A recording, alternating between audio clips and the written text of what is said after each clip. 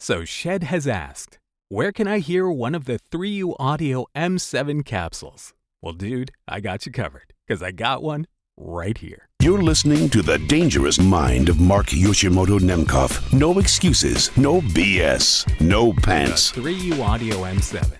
Smooth, sounds like butter, sounds great on vocals. That's the entire review right there. That's all you need to know. I really like this capsule a lot, and I'll tell you why. Whenever I have used a microphone that has a K47 capsule in it, I generally find that the K47's bump, really where it finds its little low-mid bump, really kind of takes the resonance that I have up here, the 500, 600 hertz, the squonkiness that I don't like, and it rides the wave of that presence bump in the K47, and I don't like the sound of it. So I'm really apprehensive to use a 47 style microphone. Until now. The M7 is the precursor to the K47 capsule. Really brief history right here. So in 1947, the M7 capsule was the first dual diaphragm capsule to appear in the U47 microphone. And I think it stayed that way for about 12 years or so. So 1959, 1960-ish, they moved to the K47, and the K47 was easier to replicate. In the M7, the membrane is glued onto a single brass backplate, whereas the K47, the membrane is screwed on using a ring. The manufacturing process is a little bit easier to replicate. So the M7 capsule also they found. They started to use a membrane material made out of PVC. Now, PVC, they didn't realize was not really meant to last. PVC only lasted a very short time before it started to break down, and it became noticeable that these membranes were becoming brittle. And of course, over time, a brittle membrane will not vibrate as well as it was designed to. So it's going to alter the sound of your microphone dramatically. These PVC membranes were also about 10 micrometers, as opposed to the 6 micrometer thick mylar membrane on the 3U Audio M7. And a thicker membrane also means it's going to vibrate slower, so you're going to get a less defined pickup from your capsule. So it's a I would say if you want to call vintage something that is really smoothed out in a way that feels ribbony, you can really kind of maybe mentally conjure up the idea of what an M7 sounds like. The K47 sounds much more modern. The membrane, the backplate, the whole thing is designed to really enhance transient response. So the M7 really is a much smoother sound overall than a K47. Some people like to call it a more vintagey sound. But what I like about the 3U Audio M7 is that they did not design it with that low-mid bump that I find is often, a lot of people like that sound, but I find that it often gets in the way. Now, it doesn't sound good on my voice. And I don't find that it mixes well with my voice. And on some people's voice, I don't think it sounds great at all. The thing with the 3U Audio M7, is I think that the frequency response across the mids is a lot smoother. It's a lot more neutral.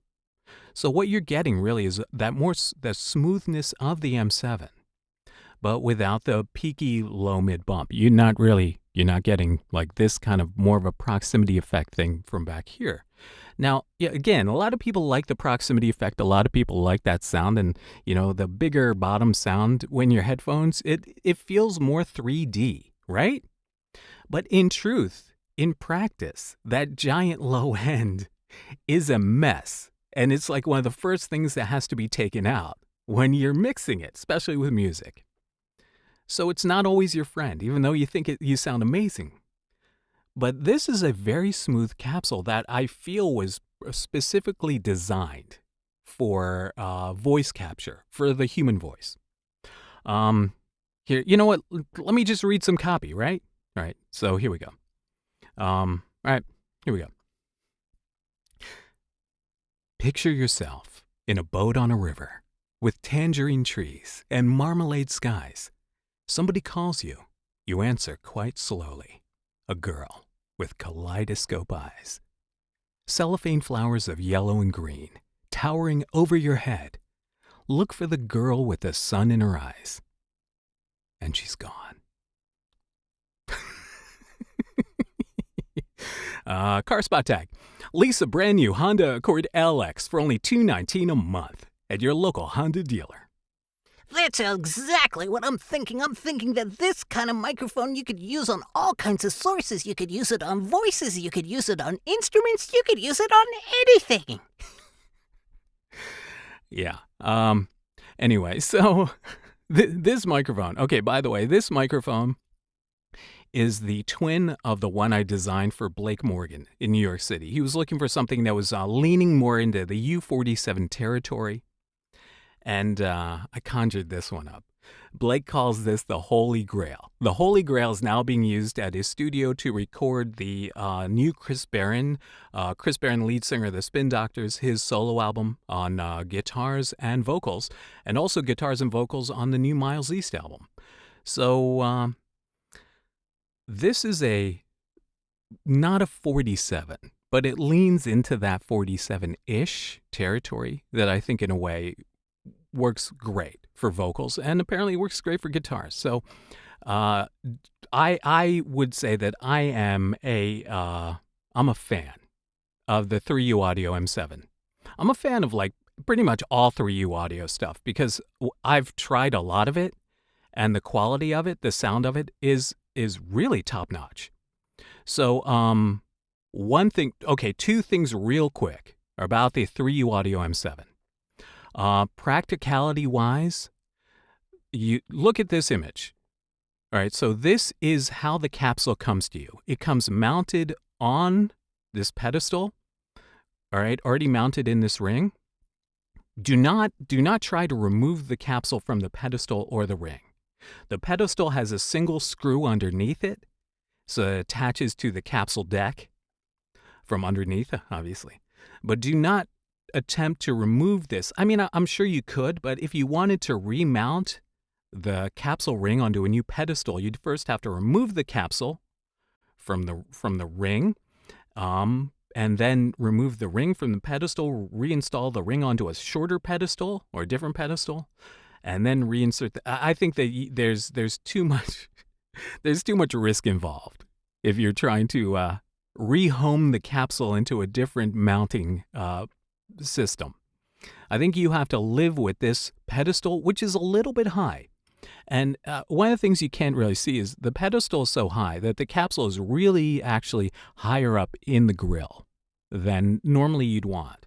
The grill, pretty much the capsule is just about less than a half inch below the top of the grill, or what's the bottom right here. So, but it works. It sounds great like that. So the capsule has to really be used in the way that it arrives to you. So you kind of need to make sure that your grill, your capsule deck, and your grill height will accommodate it. The second thing is that the price on this thing. Now, I don't like speaking about price because prices fluctuate, and this video may be seen by somebody after the price has changed. But the current price on the 3U Audio M7, the last time I purchased one, which was probably a year or so ago, was around $180 US. So I think it still might be sub $200 US. And if you look around, there are other capsule sellers out there who do sell 3U Audio capsules. So if you're a smart shopper and you look around, you can get the capsules you want from the source. So that's all I'm saying. Guo Xingjiang is an amazing dude. He will answer your questions. He's very kind. He's very smart. So if you have questions about it, email him directly, 3uaudio@gmail.com.